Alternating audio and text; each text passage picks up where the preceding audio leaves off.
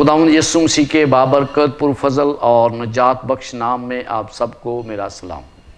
آج ہم Bible study guide کا دوسرا سبق سیکھنے جا رہے ہیں، اور آپ جانتے ہیں کہ ہم اکتوبر، نومبر اور دسمبر کے سلسلے کے سبق میں ہم دیکھ رہے ہیں دکھ، درد، موت اور آئندہ کی امید۔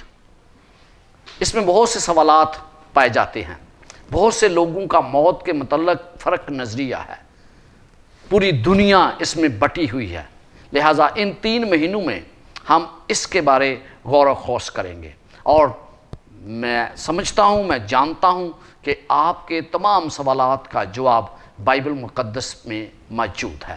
آج کا سبق جو ہے وہ دوسرا سبق ہے، اور اس کا عنوان ہے گناہ بری دنیا میں موت۔ گناہ سے پہلے اس دنیا میں موت کا وجود نہیں تھا، گناہ کے آنے کی وجہ سے اس دنیا میں موت کا وجود آیا۔ بائبل مقدس میں رومیو 5 باب اور اس کی 12ویں آیت میں لکھا ہے، پس جس طرح ایک آدمی کے سبب سے گناہ دنیا میں آیا اور گناہ کے سبب سے موت آئی، اور یوں موت سب آدمیوں میں پھیل گئی اس لیے کہ سب نے گناہ کیا۔ تو اس کا سلسلہ کیسے چلا؟ یہ کس طرح گناہ اس دنیا میں آیا؟ ہم بائبل مقدس میں بڑا واضح طور پر دیکھتے ہیں کہ اس دنیا کو خلق کرنے والا، اس کائنات کو بنانے والا یسوع مسیح تھا۔ جب خدا نے اس دنیا کو خلق کیا تو خدا باپ اور خدا بیٹا اور روح القدس تینوں موجود تھے۔ تو لوسیفر بنیادی طور پر خدا سے حسد کرنے لگا۔ اس کی وجہ یہ تھی کہ وہ اس سے اس بات کے لیے مشورہ نہیں کیا گیا۔ اور پھر ہم دیکھتے ہیں کہ جب آسمان پر لڑائی ہوئی، اسے زمین پر پٹک دیا گیا، تو اس نے آدم اور حوا کی خوشی کو برباد کرنے کا ایک سلسلہ شروع کیا۔ وہ جانتا تھا کہ اگر میں انہیں قائل کرنے کی طرف آ جاؤں، اگر میں انہیں مائل کر لوں، اگر میں انہیں قائل کر سکوں کہ خدا جو ہے وہ اپنے متعلق زیادہ سوچتا ہے اور انسان کے متعلق کم، تو ہو سکتا ہے، یہ اس کی سوچ تھی، بائبل مقدس کے متعلق بالکل خاموش ہے، یہ اس کی سوچ تھی کہ شاید خدا جو ہے مجھے اور فرشتوں کو معاف کر دے۔ لیکن ہم دیکھتے ہیں کہ بائبل مقدس میں ہمیں اس کی کوئی شہادت نہیں ملتی۔ شیطان کی اس مکاری کی وجہ سے گناہ اس دنیا میں آ گیا۔ غیر متوقع طور پر لوسیفر نے خدا سے حسد کیا، اور پھر اس نے حوا کو ورگلانے کا سوچا۔ ہم دیکھتے ہیں کہ حوا کو یا آدم کو آزادی دی گئی تھی، ہر کام میں وہ آزاد تھے، اور انہیں چناؤ کا پورا اختیار دیا گیا۔ آئیے ہم بائبل مقدس میں پیدائش اس کا 2 باب اور اس کی 8 سے 17 آیات دیکھیں گے۔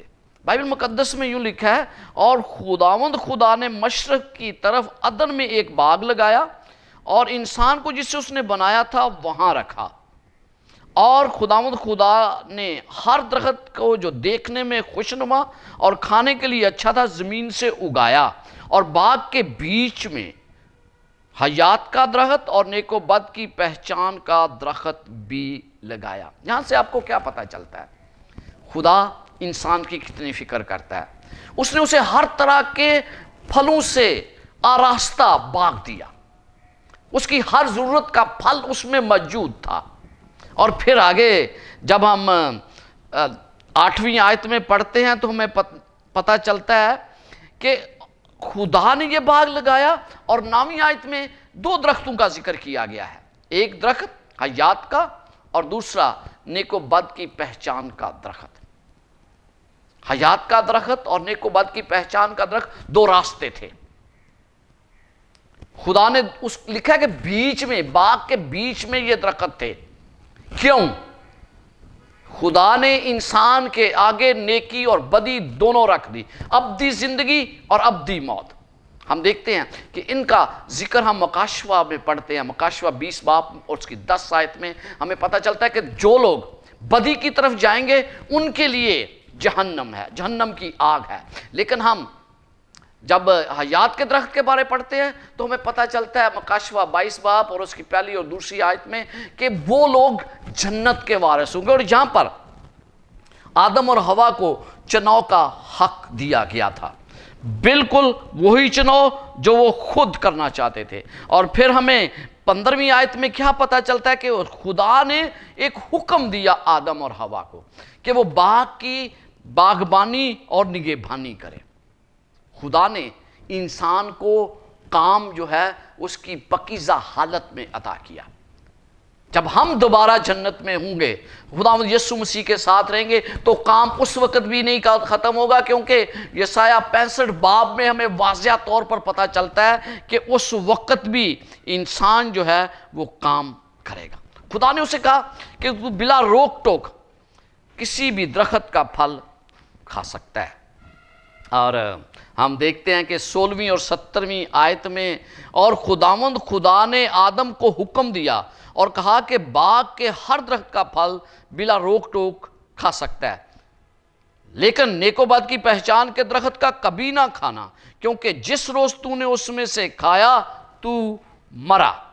خدا کی طرف سے اسے واضح طور پر آگاہ کر دیا گیا تھا کہ کس طرح شیطان کو وہاں آسمان سے نکال دیا گیا ہے، اور شیطان کی یہ پوری کوشش ہوگی کہ وہ عدن میں آ کر اس ممنوعہ پھل کو کھانے پر آدم اور حوا کو مجبور کرے۔ پھر ہم دیکھتے ہیں کہ یہ تمام کچھ جب چل رہا تھا تو اس کے بعد شیطان جو ہے وہ باغ عدن میں آتا ہے، اور اس نے سانپ کے روپ میں اپنے آپ کو ظاہر کیا، اور جب اس نے سانپ کے روپ پر ظاہر کیا تو یہ ایک آزمائش کا وقت حوا پر تھا۔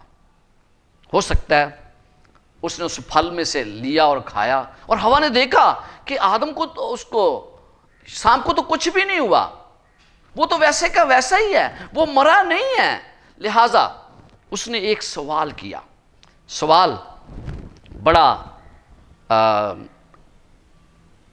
جس کی منطق نہیں تھی۔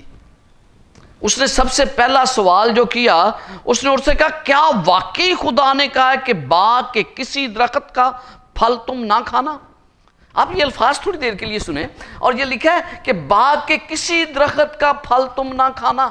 کیا خدا نے یہ کہا ہے؟ اور جہاں پر مجھے ایسے لگتا ہے کہ حوا نے کہا نہیں، خدا کا حکم جو ہے نا میں شیطان کو بتاتی ہوں، بائبل سٹڈی، اس نے کہا کہ میں اس کو بائبل سٹڈی دیتی ہوں۔ اس نے کہا نہیں، ہم باغ کے درختوں کا پھل تو کھاتے ہیں۔ اگر آپ دوسری آیت پڑھیں، عورت نے سانپ سے کہا کہ باغ کے درختوں کا پھل تو ہم کھاتے ہیں، پر جو درخت باغ کے بیچ میں ہے اس کے پھل کی بابت خدا نے کہا کہ تم نہ تو اسے کھانا اور نہ چھونا ورنہ مر جاؤ گے۔ اگر آپ دیکھیں تو خدا نے جو کہا تھا ان کے الفاظ کو حوا نے کس طرح بدلا، وہ کچھ یوں ہے۔ خدا نے حوا سے یہ کہا تھا، آدم اور حوا سے، کہ جس روز تم نے اس میں سے کھایا تو مرا، لیکن حوا کیا کہتی ہے خدا نے ہمیں کہا کہ تم نہ تو اسے کھانا اور نہ چھونا ورنہ مر جاؤ گے۔ اس نے خدا کے حکم کو مزید اپنے الفاظ کے ساتھ شیطان کو پیش کر دیا۔ اب شیطان جو تھا وہ چلاک تھا، لہٰذا اس نے کہا، اس کو پتا تھا کہ حوا جو ہے یہ مجھے جواب اس طرح کا دے گی۔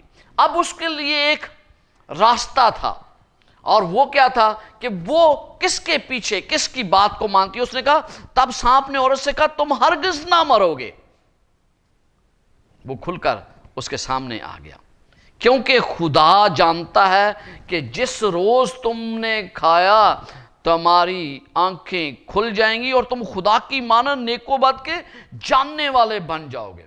اب جب اس نے یہ کہا تو اس کے ذہن میں سوال پیدا ہوا ہوگا لازمی طور پر کہ بھائی یہ خدا نے جو کہا ہے اس کے تو برعکس ہے۔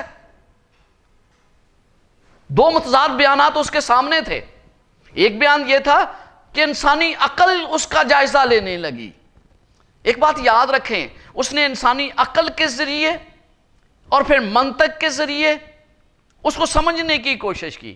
جب میں خدا کے کلام کو اپنی عقل سے سمجھنے کی کوشش کرتا ہوں تو یہ غیر محفوظ طریقہ ہے. مجھے اپنی عقل سے خدا کے کلام کو نہیں سمجھا بلکہ روح القدس کی طاقت سے مجھے اس کلام کو سمجھنا ہے. دوسری بات، شاید آپ کو کلام جو ہے اس میں کوئی منطق نظر نہ آئے، بے معنی معلوم ہو، لیکن یہ ہمیشہ صحیح اور قابل اعتماد ہے. اس میں منطق کی مجھے ضرورت نہیں ہے، مجھے کسی اور مثال کی ضرورت نہیں، کیونکہ میرا بھروسہ اور ایمان اس پر ہے. آپ کو ایسی چیزیں بھی بائبل میں ملیں گی جو آپ کو یہ لگے کہ یہ صحیح نہیں ہے، لیکن مجھے اور آپ کو اس کی فرما برداری کرنی ہے. اگر آپ گہرے طور پر مطالعہ کریں تو یقیناً آپ اس سے واقف ہو جائیں گے اور آپ کو پتہ چل جائے گا کہ خدا نے جو کہا ہے وہ ہر طریقے سے سچ ہے. گفتگو کا آغاز اس نے کیا، اس نے ہوا کو کھلے طور پر کھل مکھلا اس نے خدا کی اب مخالفت شروع کر دی. اور پھر ہم تیسرے باب میں جب ہمیں پڑھتے ہیں تو ہمیں پتہ چلتا ہے کہ خدا نے ہوا کو اس وقت بھی نہیں روکا. چناؤ کا حق اسے دیا گیا آزاد مرضی کے تحت، اور جب اس کو یہ موقع دیا گیا تو خدا جانتا تھا کہ اس کے عوض اس کے بیٹے کی جان قربان ہوگی، لیکن خدا نے چناؤ کے حق کو بھی نہیں روکا. اسے جو چناؤ دیا تھا خدا نے اسے چناؤ کرنے کا موقع دیا کہ وہ کیا چناؤ کرتا ہے. دو چیزیں سامنے ہیں، آپ کس کا چناؤ کرتے ہیں. آپ اور میں بھی آج اسی راستے پر ہیں. مجھے اور آپ کو چناؤ کا حق دیا گیا ہے. ہم کون سا چناؤ کرتے ہیں یہ بڑا اہم ہے. اگر آپ زندگی کا چناؤ کرتے ہیں تو آپ کو ابدی زندگی ملے گی، لیکن اس کے لیے ضروری ہے کہ خدا کے احکامات، خدا کی باتیں، خدا کے فرمان پر میں عمل کروں. شاید میں اپنی طاقت سے نہیں کر سکتا، لیکن خدا مجھے طاقت فراہم کرتا ہے. اور دوسری بات یہ کہ مجھے ہر صورت میں اس کے احکامات کی پیروی کرنے کے لیے کہا گیا ہے. اب تیسرے باب کی 6 آیت میں لکھا ہے، عورت نے جو دیکھا کہ وہ درخت کھانے کے لیے اچھا اور عقل بخشنے کے لیے خوب ہے، تو اس کے پھل میں سے لیا اور کھایا اور اپنے شوہر کو بھی دیا. یہاں پر سب سے پہلے جب آپ کوئی چیز کھانے کی سوچتے ہیں نا تو اس پہ آپ دیکھتے ہیں کہ اس میں غذائیت ہے کہ نہیں ہے. اس میں غذائیت ہے تو اس نے سب سے پہلے غذائیت کا سوچا، یہ کھانے میں بڑا اچھا ہے. دوسرا پہلو اس نے کیا دیکھا؟ اس نے دیکھا کہ یار یہ کیا اچھا لگتا ہے کہ نہیں. لکھا ہے آنکھوں کو خوشنما معلوم ہوا اس کو. اور پھر تیسری بات اس نے یہ دیکھا کہ منطق اس کا کیا بنتا ہے. اس نے دیکھا یہ عقل بخشنے کے لیے خوب ہے. تو خدا کی بات کو اس نے رد کر دیا اور پھر اس نے ان چیز پر خدا کی بات پر شک کیا اور ان باتوں کا دفاع کیا جنس کا نتیجہ موت تھا. اس طرح ہم دیکھتے ہیں کہ سانپ نے اسے ورگلا لیا. مجھے اور آپ کو کس بات پر یقین کرنے کے لیے کہا گیا ہے؟ خدا نے کہا جس روز تو نے کھایا تو مرا. شیطان نے کہا تم ہرگز نہ مرو گے. یہ دو متضاد چیزیں ہیں. ہم دیکھتے ہیں کہ شیطان نے یہ کہا کہ خدا کے کلام کی کھل مکھلا اس نے مخالفت کر دی اور کہا کہ آدم اور حوا مر نہیں سکتے کیونکہ وہ لافانی ہے. اور آج آپ دیکھتے ہیں آدم اور حوا اس لمحے مرے بھی نہیں. کیا وہ لافانی تھے؟ پھر جب شیطان نے یہ دیکھا اس نے اپنی حکمت عملی کو تبدیل کر دیا ہے آج کے دور میں، اور وہ انسانوں کو یہ سمجھاتا ہے کہ ٹھیک ہے ان کے جسم لافانی نہیں ہے بلکہ ان کی روح لافانی ہے. اور آپ کسی بھی تہذیب کا جائزہ لیں، آپ کسی بھی مذہب کا سہارا لیں، اس کے ماننے والے جو ہیں وہ کسی نہ کسی طرح، تمام تہذیبیں جو دنیا میں پائی جاتی ہیں وہ کہتے ہیں کہ انسان کسی نہ کسی اور شکل میں موجود ہوتا ہے. خدا نے کہا مر جاؤ گے تو اس کا مطلب ہے مر جاؤ گے. یہاں تک کہ مسیحی اور سیکولر دنیا بھی اس بات کی گواہی دیتی ہے کہ کسی نہ کسی طرح انسان کسی اور شکل میں موجود ہوتا ہے. تو اس سے اندازہ لگا دیجئے گا کہ آپ کس کے پیروکار ہیں. آپ خدا کی بات کو مان رہے ہیں یا آپ شیطان کی بات کو مان رہے ہیں.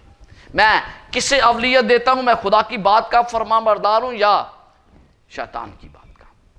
میں آپ کو خدا کا کلام بڑا واضح طور پر مجھے آگاہ کرتا ہے، اور پھر کلام مقدس میں ہم مختلف حوالہ جات میں دیکھتے ہیں کہ خدا روح جو ہے وہ مر جاتی ہے، روح زندہ نہیں رہتی۔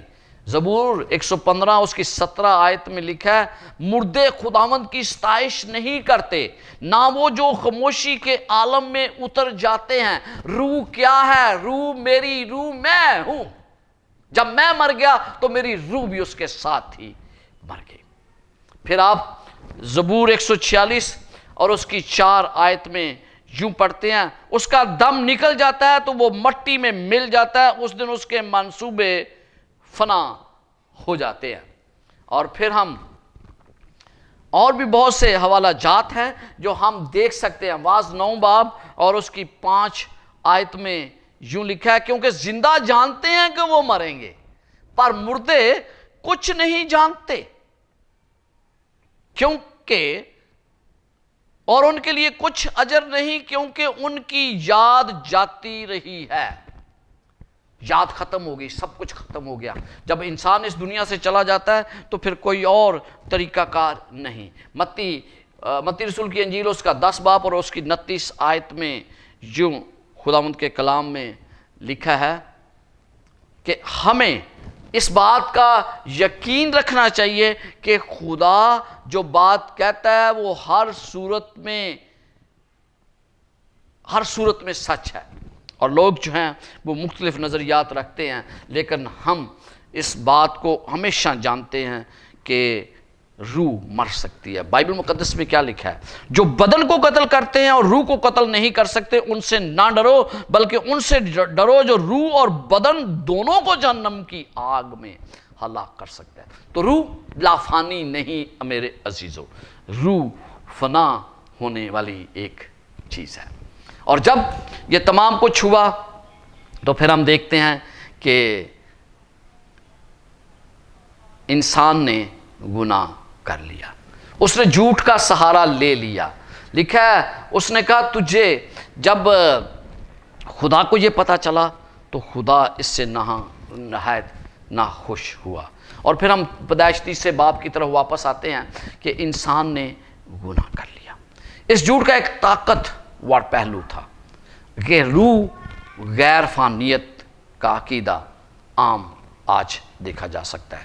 یہ بہت سے قدیم مذاہب اور دوسری جگہوں میں بھی پایا جاتا ہے۔ انسان گناہ میں گر گیا۔ پیدائش 3 باب اور اس کی 11ویں آیت میں لکھا ہے، جب خدا نے اس سے پوچھا تو ان کے تاثرات کیا تھے؟ اس نے کہا تجھے کس نے بتایا کہ تو ننگا ہے؟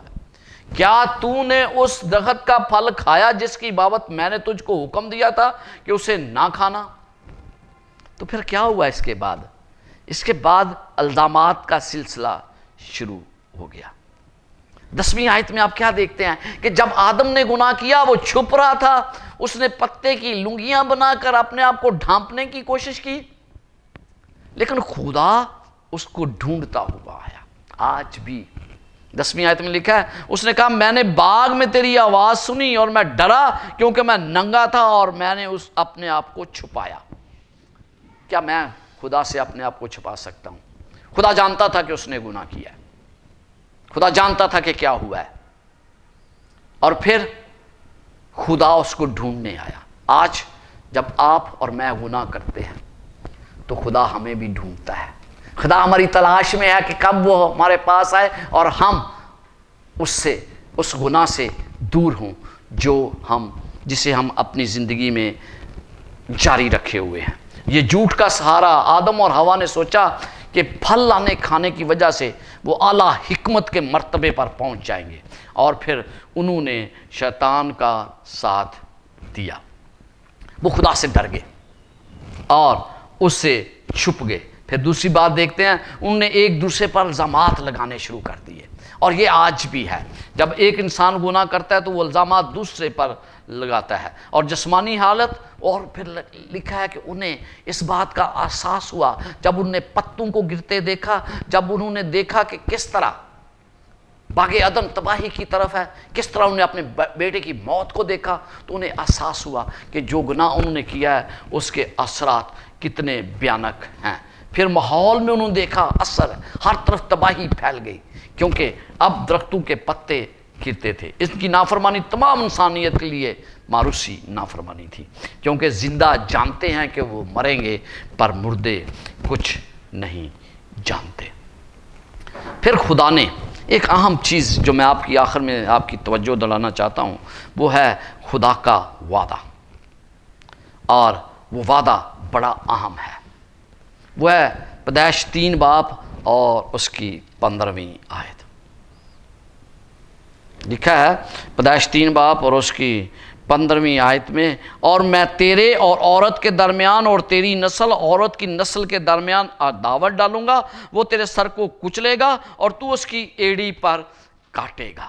جب آدم اور حوا نے اس پھل کو کھا لیا تو گناہ میں گر گئے. خدا انہیں ڈھونڈتا ہوا باغ عدن میں آیا، اور جب ان کو ڈھونڈا تو اس نے پوچھا، تو انہوں نے پہلے تو ایک دوسرے پر الزامات بھی لگائے اور پھر اس کے ساتھ ساتھ انہوں نے خدا پر الزامات لگا دیے. اس نے کہا جس عورت کو تو نے پیدا کیا اس نے مجھے دیا اور میں نے کھایا. تو بنیادی طور پر وہ خدا سے یہ کہہ رہے تھے کہ خدا تو اس کو پیدا نہ کرتا تو یہ مجھے نہ دیتی اور میں یہ پھل نہ کھاتا. گناہ کی وجہ وہ خدا کو گردان رہے تھے. آج بھی ہم بہت سے گناہ کرتے ہیں اور ہمارا فلسفہ کیا ہوتا ہے؟ او خدا کی مرضی ہے، مجھے شیطان نے ورگلا لیا. آپ کو اور مجھے شیطان ورگلاتا نہیں ہے. گناہ کرنے والے آپ اور یا میں ہیں. یہ ہماری ذہن کی اصطلاح ہے. شیطان تو یہ کہتا ہے، وہ کہتا ہے. ہم شیطان پر کیوں ڈالتے ہیں؟ وہی آج بھی طریقہ کار ہے کہ ہم اپنے اوپر سے اٹھا کر گناہ کسی اور کے اوپر ڈال دیتے ہیں، لیکن گناہ کرنے والے ہم ہیں. جس طرح حوا نے خود پھل کو کھایا، اسی طرح آج ہم بھی ایسا کرتے ہیں. لیکن خدا نے، بعض لوگ سوچتے ہیں کہ خدا انہیں سزا دینے کے لیے آیا تھا، لیکن نہیں. اس سے پہلے کہ خدا انہیں سزا دے، 15ویں آیت میں لکھا ہے، اور اس نے کہا کہ میں تیرے اور عورت کے درمیان عداوت ڈالوں گا، وہ تیرے سر کو کچلے گا اور تو اس کی ایڑی پر کاٹے گا. یہ نجات دہندہ کا پیغام تھا. یہ وہ پیغام تھا جو مجھے اور آپ کے لیے ضروری ہے، کیونکہ ہم سب اسی گناہ میں آج بھی گرے ہوئے ہیں جو آدم اور حوا کی وجہ سے ہمارے اندر منتقل ہو چکا ہے. یہ سب سے پہلا انجیلی وعدہ تھا. یہ سب سے پہلا خدا کا نجات بخش منصوبے کا وعدہ تھا کہ ایک دن ایسا آئے گا جب ہم اس دلدل سے نکل کر اس وعدے کو دیکھیں گے جو خدا نے ہمارے ساتھ کیا، اور اس نجات کے منصوبے کو سمجھ سکیں گے جس کے ذریعے برا اس دنیا میں آیا اور اس نے ہمارے لیے جان دی اور صلیب پر قربان ہو گیا. آخر میں آپ کو اچھی طرح ایک بات کہنا چاہتا ہوں. شیطان اچھی طرح جانتا ہے آج بھی کہ مسیح میں جو قائم لوگ ہیں وہ ان کا مقابلہ شیطانی فرشتوں سے ہے، لیکن وہ جیت نہیں سکتے. شیطان یہ اچھی طرح جانتا ہے. اس لیے میرے اور آپ کے لیے یہ ہے کہ ہم اس کی مذمت کریں، اور پھر خدا ہمیں مدد دے گا کہ ہم اس میں کامیاب ہوں. چاہے کتنا بھی مضبوط قلعہ ہو شیطان کا، کتنا بھی بڑا لشکر ہو، وہ آپ کو اور مجھے فتح نہیں کر سکتا، کیونکہ خدا ہمارے ساتھ ہے. اور جب تک آپ کا ساتھ خدا کے ساتھ ہے، وہ کبھی بھی آپ کو فتح سے دور نہیں لے جا سکتا. تو آج ہم جب یہ دیکھتے ہیں کہ ہم گناہ بری دنیا میں موت کیسے آئی اور اس کا علاج خدا نے مجھے اور آپ کو بتا دیا ہے، اس کا آخر کیا ہے؟ آخر یہ ہے کہ یسوع مسیح نے فتح پائی، میں اور آپ بھی اس میں فتح یاب ہوں گے، اور ایک دن یہ موت، یہ دکھ درد اس دنیا سے ختم ہو جائے گا اور ہم مسیح کے ساتھ رہیں گے. خداوند آپ کے ساتھ ہو اور آپ کو برکات سے نوازے.